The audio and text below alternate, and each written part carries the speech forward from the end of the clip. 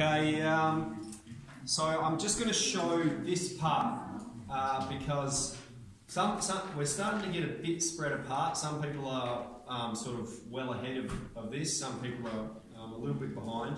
So I don't want to get too far apart. So I'm just going to go through these two questions rather than the growth and decay part as well.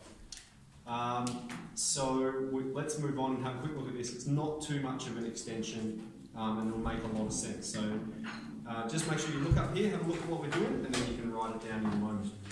What we're doing is we're solving exponential equations by using logarithms. So that means we need to find the value of x. Alright, now remember we can do anything we want to an equation as long as we do it to both sides. We keep the balance, it's balanced, keep the force balanced. So we're going to put log on both sides. Log's a function, we can just perform that to both sides. Alright, we're going to say let's log that side and log that side. Now one of the rules we just learned is when we have a power we can bring it to the front. So we can express this as x log 2, that's equal to log 10. Alright. Now here we've got x times by log 2. And so if we want to get x by itself, we're going to divide both sides by log 2. Okay, here it's going to cancel and we're left with x equals log 10 divided by log 2. What we've got there is the answer exactly. Alright, when we say exactly, it means it includes every possible decimal value. Now I think in the book it says find it exactly and find it to 2 decimal places. So that's our answer exactly, and if we want to find it to 2 decimal places, we'll just put that in our calculator. I'll do that quickly. So,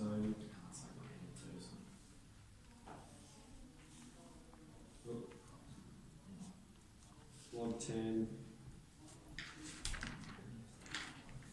3.32. It's 3.321, which I'll round to 3.32. Okay, so with the next one, we're not just going to log both sides straight away.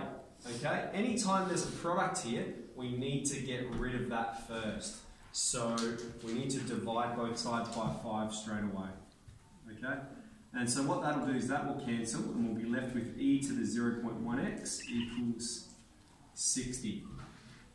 Now e, don't get alarmed by that, it's just a number. It's 2.72 and you will learn about it. We will learn about it later next week. And so we're just going to treat it as a number. So what we're going to do again is we've got both sides as a base, so we can log both sides. E to the 0.1x is log of 60. Now we can move that whole power out the front. So we'll have 0.1x times log e equals log 60. Now we want to get x by itself.